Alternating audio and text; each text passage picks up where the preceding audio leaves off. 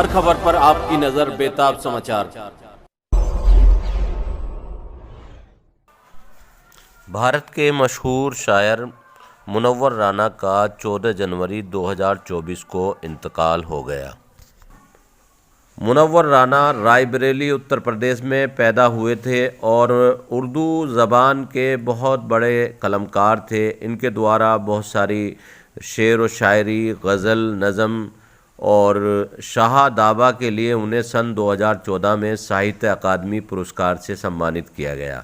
भारत पाकिस्तान बंटवारे के समय उनके बहुत से नज़दीकी रिश्तेदार और पारिवारिक सदस्य देश छोड़कर पाकिस्तान चले गए, लेकिन सांप्रदायिक तनाव के बावजूद मुनव्वर राना के पिता ने अपने देश में रहने का ही फैसला किया और इसी को अपना सबसे बड़ा कर्तव्य माना।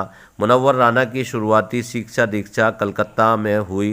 राना ने गज़लों के अलावा संस्मरण भी लिखे हैं। उनके लेखन की लोकप्रियता का अनुमान इसी बात से लगाया जा सकता है कि उनकी रचनाओं का उर्दू के अलावा अन्य भाषाओं में भी अनुवाद हुआ है। मुनव्वर राना साहब एक ऐसे शायर थे जिनके जाने से साहित्य जगत को बहुत बड़ा नुकसान हुआ है। बड़ा नुकसान हुआ है शायरी का, उर्दू का, हिंदुस्तान की तहजीब का एक अहम सुतून था जो गिरा। और ये जो नस्ल धीरे धीरे जा रही है, राहत साहब, निज़ाम फाजली, फिर अब मुनव्वर साहब, ये इसकी तलाफी तो मुझे नहीं लगता कि हो पाएगी। और बहुत अफसोस हुआ उनके लवाहिकीन जो हैं, उनके फैमिली के रिश्तेदार सब, उन्हें तहे दिल से मैं ताज़ियत पेश करता हूँ।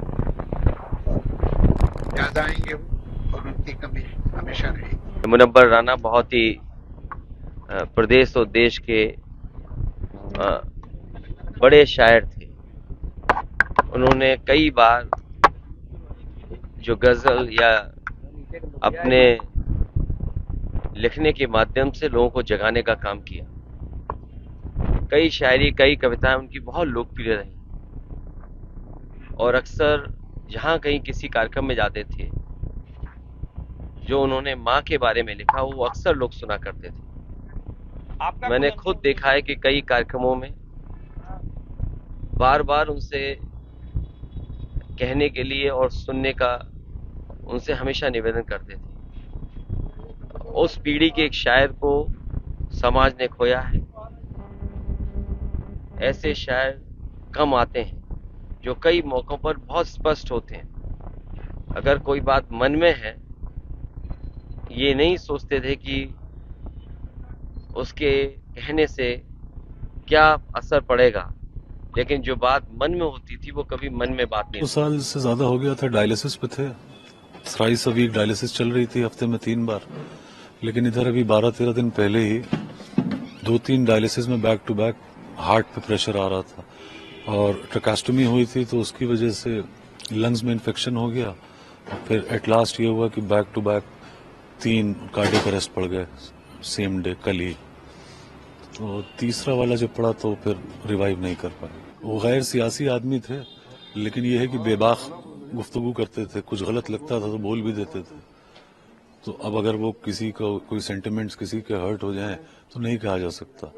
और वो हमेशा जो भी उनका एक मिजाज था कि वो हुकूमत या कुछ भी ऐसी हो उसके खिलाफ रहते थे।